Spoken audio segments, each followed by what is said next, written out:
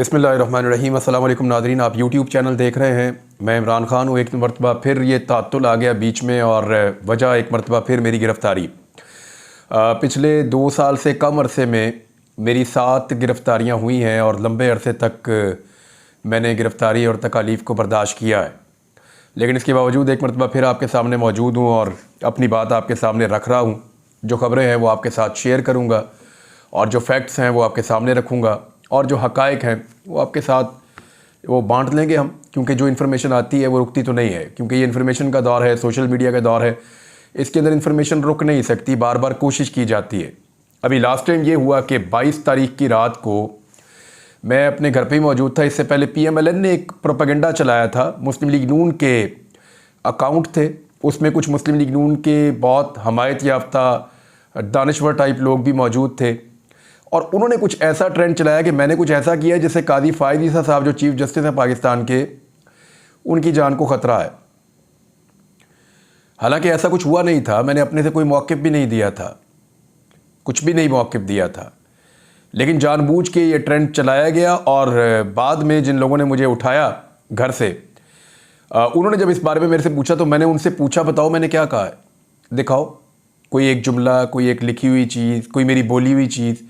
तो उनके पास कुछ नहीं था सवाए इसके कि पूरे मुल्क में शोर मचा हुआ है। वो एक प्रोपेगेंडा चलाया गया एक पॉलिटिकल पार्टी PMLN की जानिब से और उस प्रोपेगेंडा को बेस बनाकर मेरे घर के ऊपर एक छापा मारा गया और दर्जनों की तादाद में जो है वो पुलिस वाले मेरे घर के अंदर दाखिल हो गए। मैंने उनको गिरफ़्तारी दे दी थी और मैंने उनसे कहा था कि आप मेरे घर के अंदर ना जाएँ और मुझे वारंट दिखाएँ, तो उनके पास वारंट मौजूद नहीं थे।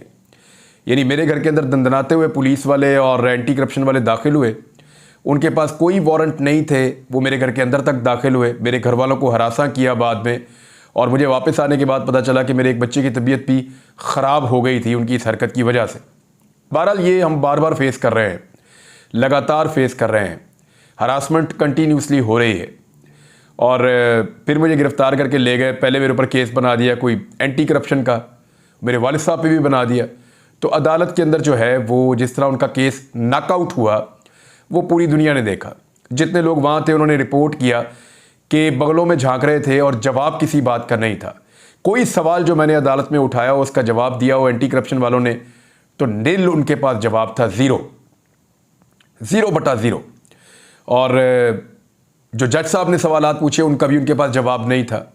तो बिल्कुल एक फेक और झूठा मुकदमा बनाकर उन्होंने मेरे खिलाफ पेश किया, जिसके अंदर उनको बहुत शर्मिंदगी हुई, बहुत उन्होंने हजीमत उठाई।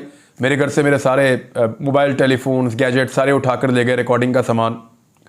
फिर मेरी जो गन्स थी सिक्योरिटी गार्ड्स के पास वो भी छीन कर ले गए। और बाद में ये सारा सामान जो है वो मैंने कल के दिन में हासिल किया वापस। इतने लंबे अरसे के बाद वो मुझे सामान मिला है, हालांकि हम बार बार लिखते रहे लेकिन वो मिल नहीं रहा था। तो कल जो है वो हमने कोशिश की दोबारा एक मरतबा फिर और अपना सामान हासिल किया कानूनी तरीके से।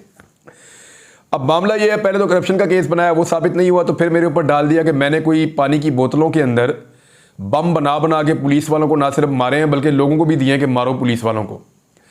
यानी मैं वहाँ पे बम बना रहा था और बम बना बना के पुलिस वालों को और दीगर जो लॉ इन्फोर्समेंट के लोग हैं उनको बमों के साथ मार रहा था और डंडों के साथ मार रहा था।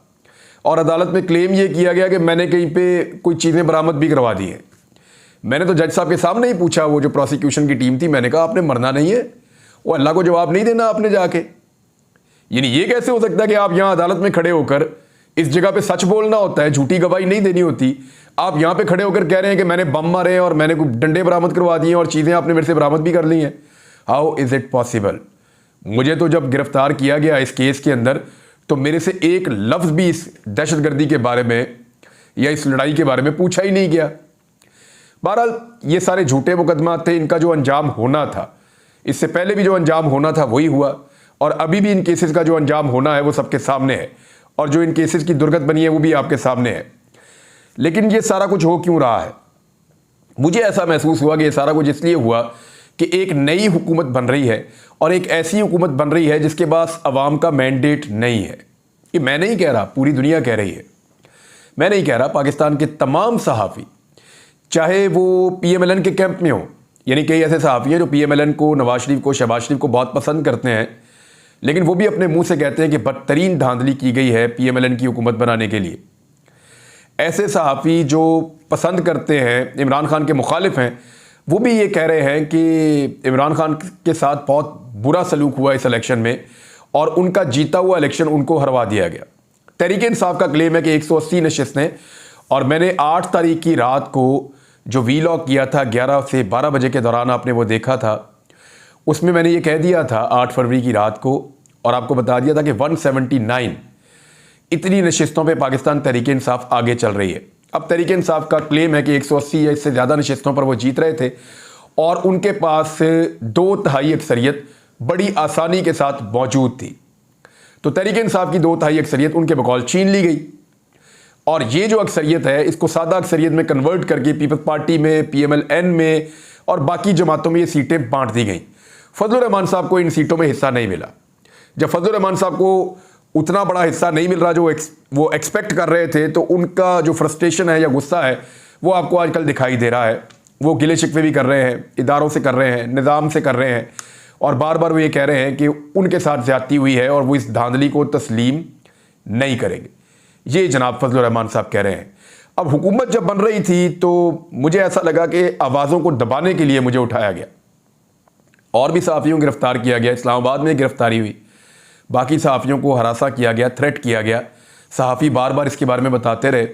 तो एक तो मैं शुक्रिया अदा करना चाहता हूँ तमाम सहाफ़ियों का, ख़ास तौर पे जिन लोगों ने आवाज़ उठाई पूरे पाकिस्तान के अंदर, और बिलखुसूस उन सहाफ़ियों का जो मेरे लिए अदालतों में आए, ख़ास तौर पे कोर्ट रिपोर्टर्स, करंट अफेयर्स के एंकर्स और ऐसे एंकर्स जो इंफोटेनमेंट के प्रोग्राम्स करते हैं, वो भी हमारे बहुत अच्छे दोस्त हैं, वो भी आए।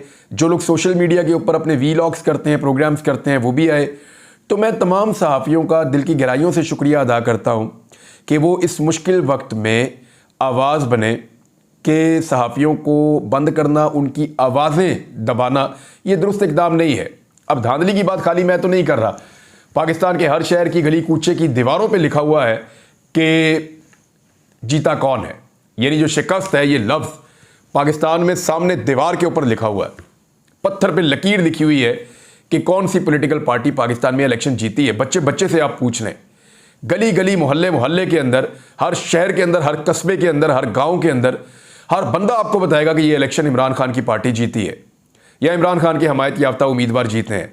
लेकिन साथ ही आपको वो ये बताएंगे कि उसके बाद एक धांधली हुई, फॉर्म 45 के बजाय फॉर्म 47 जारी किए गए जो फॉर्म 45 के मुताबिक नहीं थे, और फॉर्म 47 की जो पर्ची है उसके ऊपर शहबाज शरीफ को वफाक में और मरियम नवाज़ को पंजाब में हुकूमत दे दी गई।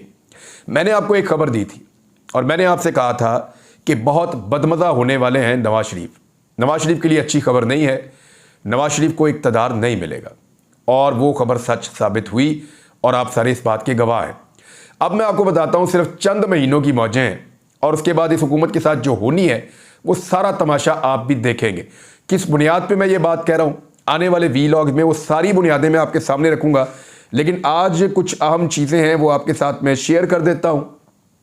सबसे पहली चीज़ ये है कि साइफर का मुकदमा, मैंने आपसे अर्ज़ किया था जब ये मुकदमा तीनों, एक साइफर का था, एक इद्दत में निकाह का था और एक तोशा खाना का था, जिस उजलत के अंदर एक हफ्ते के अंदर अंदर ये सारे मुकदमात के फैसले सुनाए गए और जिस तरीके से रात के टाइम पे अदालतें लगाई गई, जिस तरीके से हक ही नहीं दिया गया इमरान खान साहब के या शाह महमूद कुरैशी साहब के वकला को कि वो वहाँ पे दलाइल दें या वहाँ पे जरा करें। तो जब ये सारी चीज़ें ख़त्म हो रही थी तो मैं आपको कह रहा था कि इन ट्रायल्स के अंदर जानबूझकर ऐसी गलतियाँ मुझे दिखाई दे रही हैं जिनका फ़ायदा आने वाले दिनों में इमरान खान को या शाह महमूद कुरैशी को होगा, और अगली स्टेज के अंदर जो अदालतों के अंदर ये केसेस जाएंगे तो ये उड़ जाएंगे केसेस, इनकी कोई हैसियत नहीं रहेगी। अब इस्लामाबाद के अंदर ये केस लगा है, इसके कुछ फैक्ट्स हैं जो मैं आपके साथ शेयर कर देता हूँ साइफर वाले मुकदमे के। और इस केस के अंदर इस्लामाबाद हाई कोर्ट के जो चीफ जस्टिस हैं वो इस केस को सुन रहे हैं। हालांकि पाकिस्तान तहरीक इंसाफ के हवाले से ये बार बार हैरत का इजहार किया जाता है कि तहरीक इंसाफ के हर मुकदमे में कादी फ़ायद ईसा साहब जो सुप्रीम कोर्ट ऑफ पाकिस्तान के चीफ जस्टिस हैं वो क्यों केसेस सुनते हैं। हालांकि PTI के लोगों को ये लगता है कि शायद कादी फ़ायद ईसा साहब जो भी फैसला देते हैं वो पाकिस्तान तहरीक इंसाफ के ख़िलाफ़ ही जाता है, चाहे वो बल्ला वापस लेने का फ़ैसला हो, यानी पेशावर हाई कोर्ट ने कह दिया था कि बल्ले का निशान तहरीक इंसाफ का हक है, लेकिन वो हक जो है वो वापस हो गया जब कादी फ़ायज़ ईसा साहब की अदालत में ये केस गया, और बल्ले का निशान वापस होने का आज नतीजा ये है कि एक हॉर्स ट्रेडिंग का बहुत बड़ा बाजार खुला। पाकिस्तान तहरीक इंसाफ को लोगों ने वोट तो उसी तरह दिया, रिएक्शन में आके शायद ज़्यादा दिया, निशान ढूंढ ढूंढ के लोगों ने ठप्पे लगाए, लेकिन जो उनकी नशिस्तें हैं, जो ख़वातीन की नशिस्तें हैं, जो ऐसी नशिस्तें हैं जो जीत के तनासुब से मिलती हैं, यानी ख़वातीन की नशिस्तें हो गई, अक़लियतों की नशिस्तें हो गई, वो पाकिस्तान तहरीक इंसाफ से छिन गई हैं। अब वो तहरीक इंसाफ को नहीं मिल रही, या सुन्नी इत्तेहाद कौंसिल जिनको उन्होंने ज्वाइन किया है वहाँ पे नहीं मिल रही, लेकिन वो सीटें हारने वाली जमातों को मिल रही हैं, यानी पीपल्स पार्टी को, PMLN को और फजलुर रहमान साहब को और बाकी जमातों को वो सीटें बांटी जा रही हैं। ये नज़ीर हमने माजी में कभी नहीं देखी। यानी जहाँ पे एक पॉलिटिकल पार्टी को शिकस्त हुई है तो शिकस्त होने के बावजूद उनको मखसूस नशिस्तें मिल जाएंगी, ये कैसे हो सकता है? यानी लोगों ने उनको रिजेक्ट किया, इसकी बुनियाद पे उनको मखसूस नशिस्तें दे दी जाएं, ये कहाँ का इंसाफ है? लोगों ने जिस पार्टी को रिजेक्ट नहीं किया और उस पार्टी को वोट दिया, उसकी मखसूस नशिस्तें छीन कर लोगों ने जिस पार्टी को रिजेक्ट किया उसको दे दी जाएं। अब इसके पीछे भी एक खेल है। मैं जो कोर्ट रिपोर्टर्स हैं इस्लामाबाद के, बड़े सीनियर जर्नलिस्ट हैं, जिनमें सदीक जान एक बहुत बड़ा नाम है, साकिब बशीर साहब हैं, कुछ और दोस्त हैं, उनसे जब बात होती है तो बड़ा क्लियरली बता रहे हैं कि उनको ये दिखाई दे रहा है कि 224 का नंबर पूरा करने की कोशिश की जा रही है, कि किसी तरह भी शहबाज शरीफ के पास 224 का नंबर होना चाहिए, 2/3 अक्सरियत, क्योंकि कुछ ऐसे कवानीन हैं जिनके ऊपर कानून साजी होनी है, कुछ ऐसी चीज़ें हैं जिनके ऊपर कानून साजी की जाएगी, और वो 224 का नंबर होना ज़रूरी है। उसमें एक चीज़ ये भी कही जा रही है कि कादी फ़ायज़ ईसा साहब को एक्सटेंशन मुबज्जना तौर पे मिल सकती है, जिसके बाद वो एक लंबे अरसे तक के लिए चीफ जस्टिस ऑफ पाकिस्तान के ओहदे के ऊपर बराजबान रहेंगे। लेकिन कादी फ़ायज़ ईसा साहब रहते हैं तो फिर हालात PTI के लिए क्या होंगे वो आप अंदाज़ा कर सकते हैं, क्योंकि इससे पहले उनके तमाम फैसले पाकिस्तान तहरीक इंसाफ के लिए मुश्किलात ही पैदा करते चले आए हैं। अब इसी तरह इस्लामाबाद हाई कोर्ट के जो चीफ जस्टिस हैं, वो जब केस सुनते हैं पाकिस्तान तहरीक इंसाफ का, तो तहरीक इंसाफ के लोगों को हैरत होती है कि एक तासुर बना हुआ है कि ये इस्लामाबाद हाई कोर्ट के चीफ जस्टिस तहरीक इंसाफ के खिलाफ ही फैसला आएगा, इनकी तरफ से जब भी आएगा। इससे पहले ऐसी कुछ मिसालें मौजूद भी हैं, तो वो भी इस केस को सुन रहे हैं। साइफर वाला केस उनके पास आया, लेकिन केस में इतनी बड़ी बड़ी गलतियाँ हैं जो पॉइंट आउट हुई हैं, बहुत सारी चीज़ें हैं, आपने बहुत सारी चीज़ें आप तक पहुँच भी गई होंगी। मैं सीधा चीज़ें आपको बता देता हूँ। सलमान सफदर साहब जो हैं वो वकील हैं पाकिस्तान तहरीक इंसाफ के बानी इमरान खान साहब के, और इनके अलावा जो है वो शाह महमूद कुरैशी साहब जो हैं, उनके ऊपर भी यही केस है। इस केस की जब समाअत हुई तो उन्होंने कहा जी 5 अक्टूबर 2022 को एक इंक्वायरी शुरू होती है इस केस से मुताल्लिक। ये सलमान सफदर साहब अदालत को बता रहे हैं। उन्होंने कहा कि इस हवाले से, इस इंक्वायरी के हवाले से कोई दस्तावेज़ात अदालती रिकॉर्ड पर नहीं है। ये बहुत अहम नुक्ता है। फिर उन्होंने कहा कि अगर ये दस्तावेज़ ही रिकॉर्ड पर नहीं है तो केस की बुनियाद ही नहीं है, केस तो ख़त्म हो गया, शुरू होने से पहले ही केस ख़त्म हो जाएगा। और ये बड़ा अहम नुक्ता है, जिस चीज़ की बुनियाद के ऊपर ये सारा केस खड़ा किया गया वो बुनियाद ही मौजूद नहीं है अदालती रिकॉर्ड के अंदर। फिर तफ्तीशी अफसर ने अपने बयान में यह बताया कि 5 अक्टूबर को इंक्वायरी DG FIA की हदायत पर शुरू हुई। DG FIA ने अगर हदायत दी है तो उनका बयान रिकॉर्ड होना चाहिए था, और वो इस केस में गवाह भी नहीं बने। ये भी एक बड़ा अहम नुक्ता है। साथ उन्होंने कहा इंक्वायरी कंप्लेंट दायर होने से पहले शुरू हुई, यानी एक तरफ अभी तक कंप्लेंट दायर नहीं हुई, शिकायत दर्ज होने से पहले ही इंक्वायरी शुरू हो गई। इस तरह तो पूरा का पूरा स्ट्रक्चर ही तबाह हो गया इस मुकदमे का। यह है जी पाकिस्तान तहरीक इंसाफ के केस का एक हिस्सा। दूसरा हिस्सा इसका यह कहता है कि जिस उजलत के अंदर यह ट्रायल हुआ यह बहुत अजीब है। अच्छा, ये मामला जो है ये जजेस ने भी उठाया, यानी जस्टिस मियां गुल हसन औरंगजेब साहब ने कहा कि ट्रायल की इतनी जल्दी क्या थी, ये उन्होंने सवाल उठाया। इस पर वकील साहब ने कहा कि शायद ये किसी डेडलाइन को पहुंचना चाह रहे थे, और वो आप लोगों को आइडिया है कि इलेक्शन क्योंकि बिल्कुल सर पे था, तो उससे पहले पाकिस्तान तहरीक इंसाफ के बानी चेयरमैन इमरान खान को पे दर पे सजाएं सुनाई गई 31 साल तक, और इससे ये तासुर बनाया गया कि शायद इससे लोग मायूस हो जाएंगे और वो फिर इमरान खान को वोट नहीं डालेंगे कि इस बंदे ने तो 30-31 साल जेल में ही रहना है, तो जिस बंदे ने जेल में ही रहना है तो उसको वोट डालने का फ़ायदा क्या, तो शायद वोटर बाहर नहीं निकलेगा। लेकिन ये फार्मूला काम नहीं किया, लोगों ने हैरान परेशान कर दिया 8 फरवरी को।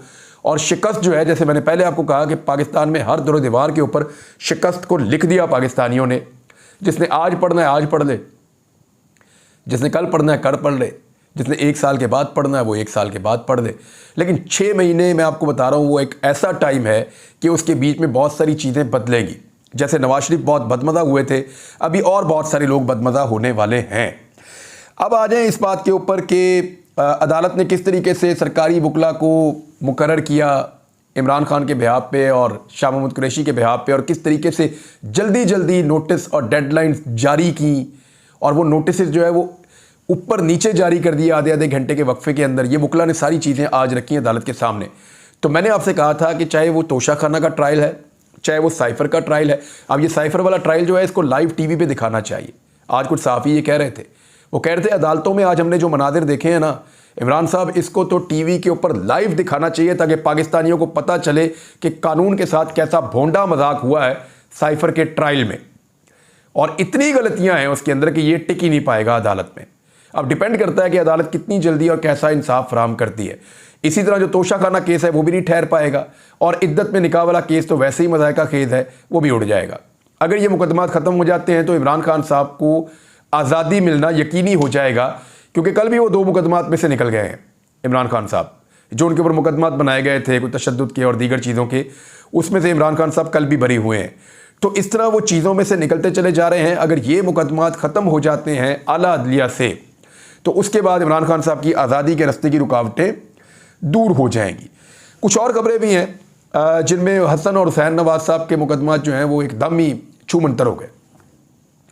यानी जो लोग 7 साल से उनके मुकदमात ख़त्म नहीं होते वो 7 घंटे के अंदर ख़त्म हो गए, वो वापस आए और आके छा गए। यानी हैरत होती है पाकिस्तान के निज़ाम के ऊपर कि अगर वो किसी को इंसाफ देने पे तुल जाए निज़ाम, तो इतनी स्पीड में इंसाफ देता है कि इंसाफ भी हैरान हो जाता है। और अगर इंसाफ ना मिल रहा हो तो क्या होता है वो भी आपके सामने है। यानी दोनों भाई आए, ऐसा लगता है फरमाइश पे आए, आते ही इंसाफ लिया। जैसे नवाज शरीफ साहब आए थे, उनको आते ही कैसे प्लेट में रख के इंसाफ, एयरपोर्ट पे इंसाफ चल के गया नवाज शरीफ को मिलने के लिए, और नवाज शरीफ साहब की दहलीज के ऊपर उनको इंसाफ मिल रहा था। ये भी होता है इस मुल्क के अंदर, आप देख सकते हैं। नवाज शरीफ साहब के वापस बाहर जाने की खबरें हैं। वैसे उनका अब जाना ही बनता है नवाज शरीफ साहब का, क्योंकि उनको अपने आप को एक नई लड़ाई के लिए तैयार करना है। इस्लामाबाद के हलकों में बाज़गश्त है कि नवाज शरीफ साहब जो उनके साथ ज़्यादती हुई है, जो उनकी अपनी पार्टी के लोग कह रहे हैं कि नवाज शरीफ के साथ ज़्यादती हुई है, नवाज शरीफ साहब इस ज़्यादती को ज़्यादा देर तक बर्दाश्त नहीं कर पाएंगे। सिंध के डाकू है कच्चे के, उनके बारे में बात करनी है। नेक्स्ट वीलॉग में आपके साथ बात करूँगा। अली अमीन गंडापुर के वारंट हैं, उनके ऊपर भी बात करेंगे। लेकिन 1-2 चीज़ें मैं आपके साथ शेयर कर देता हूँ जाते जाते। एक तो खैबर पख्तूनख्वा की जो गवर्नमेंट के लोग हैं उन्होंने कहा कि अगर इमरान खान साहब की सिक्योरिटी का इशू है तो उनको हमारे हवाले किया जाए। इस खबर को आप फेंक नहीं सकते। कुछ और भी इशूज़ हैं, पाकिस्तान में दहशतगर्दी के वाक़यात बढ़ रहे हैं और पाकिस्तानी फोर्सेस उनसे निमट रही हैं। गुज़िश्ता दिनों हमारे कुछ जवान शहीद भी हुए हैं। अल्लाह ताला जो है वो पाकिस्तान के लिए आसानियाँ पैदा करे। हमने दहशतगर्दी की लड़ाई को पहले भी जीता है, इस लड़ाई को हम फिर भी जीत लेंगे। और इस लड़ाई को ये कौम जब भी मिलती है इसमें से जीत जाती है। जब भी कौम मिलकर खड़ी होती है तो हर मसले में से निकल जाती है। लेकिन इस वक्त जो बड़े मसाइल हैं वो ये हैं कि पाकिस्तान की इकॉनमी और पाकिस्तान के अंदर जो गवर्नमेंट बनी है उसके ऊपर लोगों का ट्रस्ट, ये बहुत बड़ी बड़ी चीज़ें हैं। इनको पाकिस्तान कैसे टैकल करेगा, हम इस पर बात करते रहेंगे। मैंने कुछ इंटरनेशनल स्टोरीज जो हैं वो भी आपके साथ शेयर करनी है आने वाले दिनों में। अब तक के लिए इतना ही। अपना ख्याल रखिएगा, अपने इस चैनल का भी। अल्लाह हाफ़िज़।